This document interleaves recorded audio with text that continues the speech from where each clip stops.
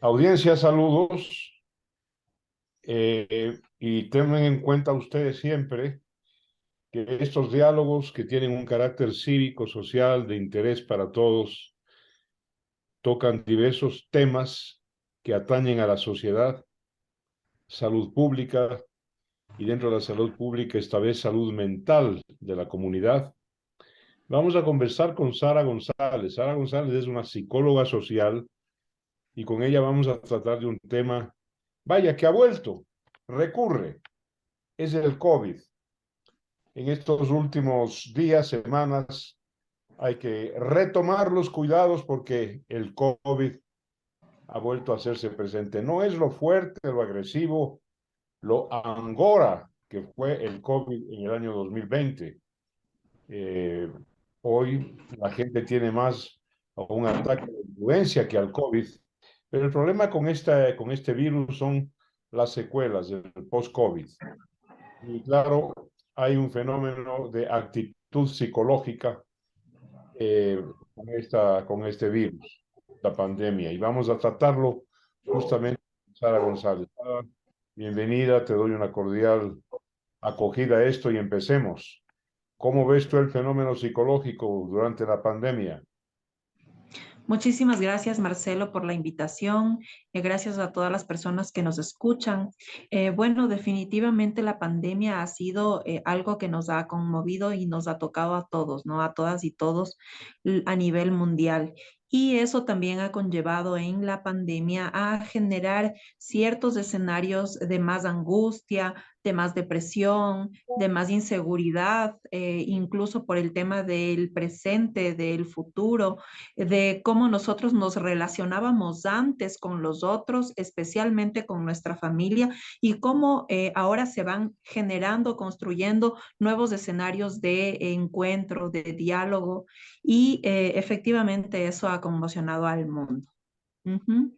Quiero tocar contigo un tema que cambió radicalmente, que son los sistemas de trabajo. La impresión que tengo es que no hay bien que por mal que por bien no venga, y uno de los bienes que nos trajo la pandemia es que hoy podemos trabajar, hacer trabajo telemático desde cualquier parte. Se potenciaron las firmas electrónicas, el trabajo a distancia, el estudio a distancia, y claro, eso supuso, Sara, adaptaciones y esfuerzos. Tratemos de ese asunto. Claro que sí. Efectivamente nos ha cambiado la vida, ¿no? El tema de la conectividad. Pero hay ciertos sectores, Marcelo, de la ciudad, del país, que no tienen acceso a esta conectividad. Y eso es lo que yo viví en la pandemia, porque muchas personas tenían que sortear entre trabajar telemáticamente y también llevarles este acceso a los hijos que estaban también en clases virtuales. Para los adultos, el tema de el teletrabajo especialmente fue algo que favorable, ¿no? Por ejemplo, personas en el tema de leyes, el tema de la comunicación mismo, estuvo muy de acuerdo el tema este de la conectividad. Pero hay otros escenarios, como por ejemplo el educativo, en donde los niños especialmente perdieron los vínculos, el contacto con los otros, con sus pares. Y de esa manera se generaron rupturas de lazos sociales que ahora son mucho más difíciles de sobrellevar, ¿no? Es complicado el tema porque algunos sectores favoreció el tema de lo telemático, del internet, pero otros sectores, especialmente los más vulnerables, tuvieron algunos más bien retrocesos, especialmente en el tema social, también educativo. Aún no tenemos medido eso, falta tiempo para que las estadísticas se aproximen a la realidad. Pero claro, como se entiende, Sara González, no es lo mismo recibir clases presenciales con el profesor al frente, el docente con sus discentes en una relación estrecha, cercana, visual, audiovisual, que hacerlo, para poner una comparación, que aprender por teléfono. Así es. Ahí el fenómeno cognitivo, el fenómeno de la captación, el fenómeno de la atención, el fenómeno de la concentración. No sabemos todavía estadísticamente qué tipo de cambios o afectaciones o ventajas tuvo. Así es, pero cabe mencionar, Marcelo, que el Ecuador especialmente no estuvo adaptado a esta nueva realidad, ¿no? No habían pedagogías que impulsen o inculquen a las estudiantes el tema educativo, ¿no? Te comento algo, mi mamá es docente universitaria y ella incluso tuvo muchas dificultades a pesar de ser tercer nivel en el que ella desarrollaba en sus clases. Hubo muchas dificultades de conectividad. Ella es profesora de la Universidad Central. Muchos estudiantes empezaron incluso a trabajar cuando antes estaban dedicados a el tema netamente educativo. Hubieron personas que regresaron a sus provincias para ahorrar el tema del arriendo de sus cuartos, de sus departamentos, y eso sí generó conflicto porque decía, la prueba, espérese que tengo que bajar hasta cierto punto de la ciudad en la que ellos vivían, y eso sí generaba obviamente conflictos, ¿no? Claro que los profesores sí se adaptaban a esas realidades, pero sí generaba algún tipo de desigualdad. Inclusive dentro del trabajo que desempeño con las comunidades, habían muchas personas que decían que tienen 4 hijos y tenían al inicio que sortear a quién le daban la computadora, porque tenemos que tener presente que nosotros, nuestra economía, la economía del ciudadano común, del ecuatoriano, del quiteño, no da como para tener una computadora para cada uno de los miembros del hogar. Y obviamente los dos padres trabajaban, muchos en el comercio, muchos en el tema telemático, pero sus hijos tenían que estar atentos al tema educativo y obviamente no habían los dispositivos necesarios para asumir este reto digital del nuevo mundo, ¿no? Sara González, yo he podido justo en estos días advertir el problema que planteas tú con tanta claridad. Lo que te voy a decir no tiene un contenido político de ninguna manera, pero sí es positivismo social y educativo. El presidente de la República está siendo entrevistado, está aproximándose a sus 2 primeros años, informa qué es lo que está haciendo, qué es lo que va a hacer. Y algo que me preocupa es que un compromiso que él hizo, justamente potenciado por la pandemia, cuando dijo que todos estos elementos de hardware, software, telemáticos, computadoras, teléfonos, celulares, tablets, iban a ser liberados de aranceles, y eso era lo adecuado para que tuviera un mayor acceso a una población que, como tú bien anotas, no estuvo preparada y sobre todo económicamente no estaba apta para esta nueva inversión y gasto. Pero tú vas ahora a los almacenes, vas a los expendios especializados y no encuentras una variación de precio. Cuestan lo mismo y algunos inclusive más caros. Es decir, todo quedó en promesa y entendemos que el problema que tú tan claramente acabas de señalar, pues sigue vigente, Sara. Así es, efectivamente, hay muchas promesas que no están, mejor dicho, están inconclusas al momento de parte del Estado, y eso también conlleva a que la ciudadanía esté sin herramientas para especialmente la educación, el trabajo. Entonces sí es complicado continuar con ciertos procesos educativos y de la mano también el tema social. Y menciono el tema social porque de acuerdo a las etapas del desarrollo, las niñas y los niños tienen que estar en contacto con pares. Y esto también ha generado un retroceso en torno al desarrollo social de los niños. Y tiene mucho que ver también el desarrollo educativo, porque hay habilidades que también en la interacción con los otros las vamos aprendiendo. Y eso es complicado, ¿no? Igual, como tú mencionas, Marcelo, es complicado medirlo al momento, pero ya se avisoran ciertos escenarios que pueden desfavorecer a la sociedad en ese sentido. Tengo la suerte de estar conversando con una psicóloga y de especialidad psicología social. No sabemos todavía qué tipo de afectación ha sufrido o sufrirá en el futuro esta suerte de semi-aislamiento, porque no es lo mismo que Sara González esté frente a Marcelo Dotti a kilómetros de distancia, simplemente por una imagen, por una pantalla, que si estuviéramos a 1 metro de distancia conversando vis a vis.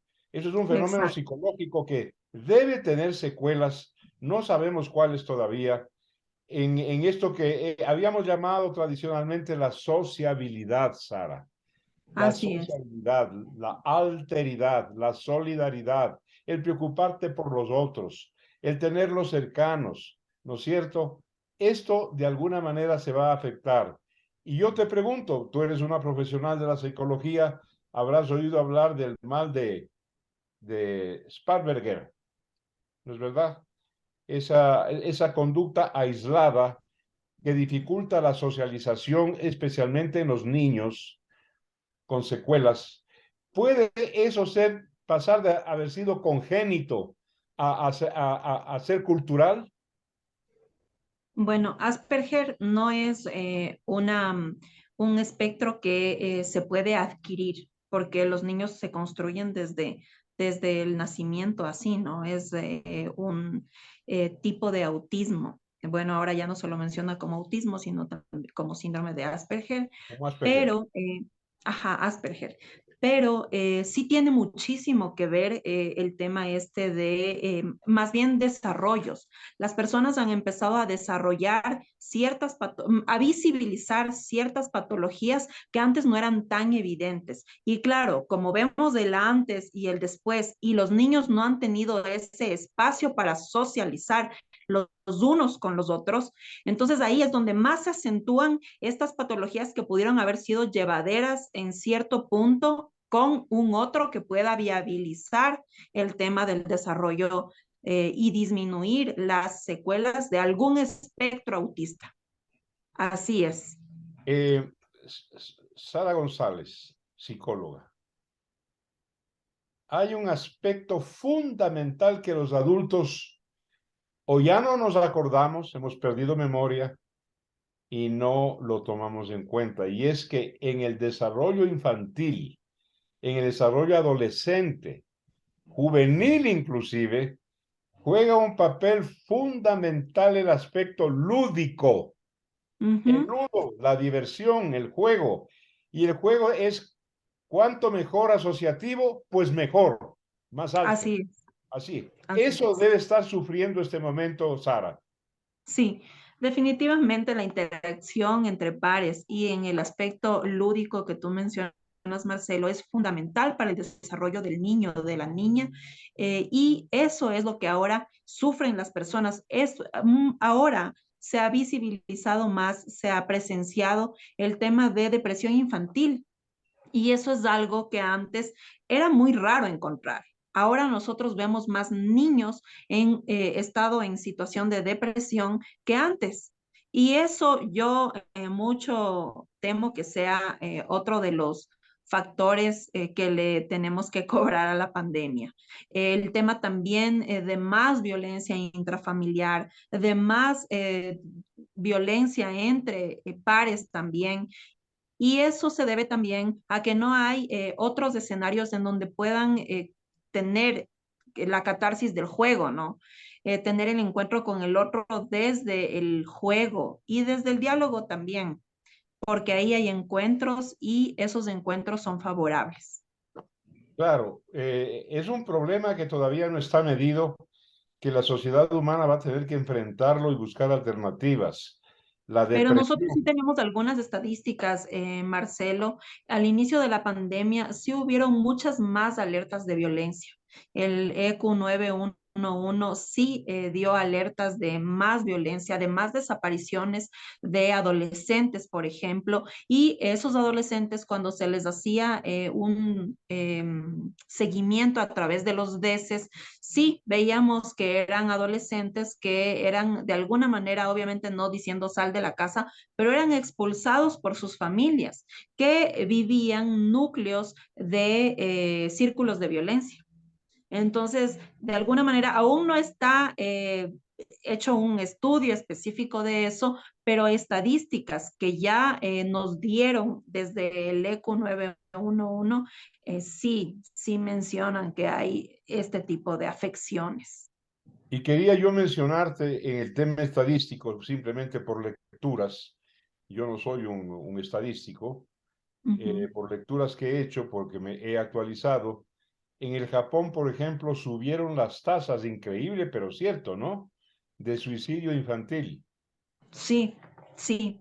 Y eso es a nivel mundial. Nosotros también pensábamos que no íbamos a tener ese tipo de secuelas, pero sí se ha visibilizado, sí se ha presenciado más el tema de niños con síntomas de depresión. Y claro, es terrible. Yo creo que hay cosas que debemos superar, pero es mucho más difícil, ¿no? Y más con los chiquitos de la casa que se supone que tienen que ser los más cuidados, los más protegidos. Quiero preguntarte algo, tú eres psicóloga y yo soy curioso. La depresión, quisiera que tú la definas, hasta donde yo entiendo que es poco, es una sensación de que el ser humano empieza a mirarse como poca cosa, a despreciarse, a devaluarse, a desvalorarse. Eso en primer lugar, quisiera que me ayudes a definir lo que es la depresión y si la depresión es lo mismo que la bipolaridad o la depresión es una secuela de la bipolaridad. Bueno, hay personas bipolares que tienen depresión, ¿no? No todas las personas que tienen depresión son bipolares. Ahí hay una diferencia. Y la depresión también puede estar catalogada como la pérdida de sentido de una persona con respecto a ciertos escenarios de su vida. Y desde esa perspectiva también, claro, el tema de la pandemia que nos haya quitado ciertas cosas que ya las dábamos por hechas, como el mismo trabajo, el mismo tema de poder salir libremente a la calle como sujetos libres que somos. Esas cosas que ya las dábamos por hechas definitivamente marcaron una opresión al ser humano.